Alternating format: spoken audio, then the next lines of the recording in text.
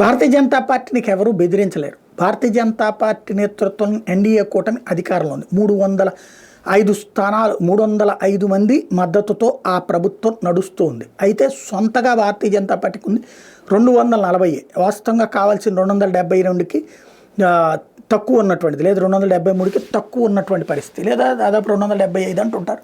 సగటు ఆ స్థాయిలో తక్కువ ఉన్నటువంటి పరిస్థితి. అసలు కావాల్సిన దాంట్లో ఒక 33, 34 తక్కువ ఉంటే టోటల్గా అంతకుముందుతో పోల్చుకుంటే 63 దాకా తక్కువ వచ్చినటువంటి పరిస్థితి. అయితే అది వాస్తవంగా మిగతా ఎవరు దరిదాపుల్లో కూడా లేరు. కాంగ్రెస్ పార్టీ కూడా 99.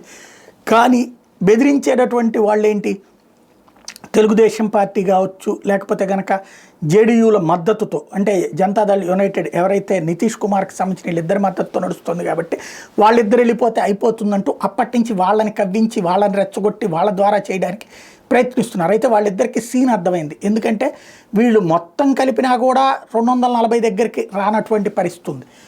అలాంటి సందర్భంలో ఇప్పుడు కూటమిలో నుంచి అవతలకు వెళ్ళేసి వీళ్ళు వెళ్ళినా కూడా అవతల ప్రభుత్వం ఏర్పడదు. కాబట్టినే వాళ్ళకి ఇద్దరూ తెలివైనటువంటి వాళ్ళే, సుదీర్ఘ రాజకీయ అనుభవం ఉన్నటువంటి వాళ్ళే నితీష్ కుమార్, చంద్రబాబు. అందుకనే కూల్గా ఉంటున్నారు, విధేయతే ప్రకటిస్తూ ఉన్నారు. అయితే వాళ్ళని అడ్డుపెట్టి రెచ్చగొడతా వస్తూ వచ్చింది కాంగ్రెస్ పార్టీ. రాహుల్ గాంధీ కావచ్చు, ఐఎన్డీఏ కూటమి వాళ్ళు కావచ్చు. మొన్న బడ్జెట్ అప్పుడు కూడా అదిగో బీహార్కి ఇచ్చారు చూసారా, బీహార్లో మీద బ్రతుకుతున్నారు కాబట్టి అంటూ మళ్ళీ తెలుగుదేశాన్ని కవ్వించారు, మీకు తక్కువ ఇచ్చారు చూడండి లాంటిది. ఈ విధమైనటువంటి విచిత్రమైనటువంటి వాటితో రెచ్చగొట్టే ప్రయత్నం చేస్తున్నారు. అయితే ఆ పార్లమెంట్ ఎలక్షన్స్ తర్వాత జరిగినటువంటి అన్ని ఎన్నికల్లో, అటు ఉప ఎన్నికల్లో కావచ్చు, ఇటు ప్రధాన ఎన్నికల్లో కావచ్చు, అయితే అధికార పక్షం లేకపోతే ప్రతిపక్షం అన్నటువంటి స్థానాన్ని హస్తగతం చేసుకుంది భారతీయ జనతా పార్టీ.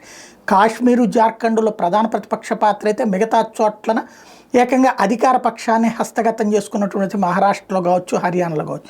ఇప్పుడు ఈ విజయంతో ఇక తిరుగులేదు, బెదిరించే ధైర్యం లేదు. రాబోయేటటువంటి రోజులు ఇక బీహార్ ఎలక్షన్స్ అన్నదే ఈ ఏడాది కీలకమవుతుంది.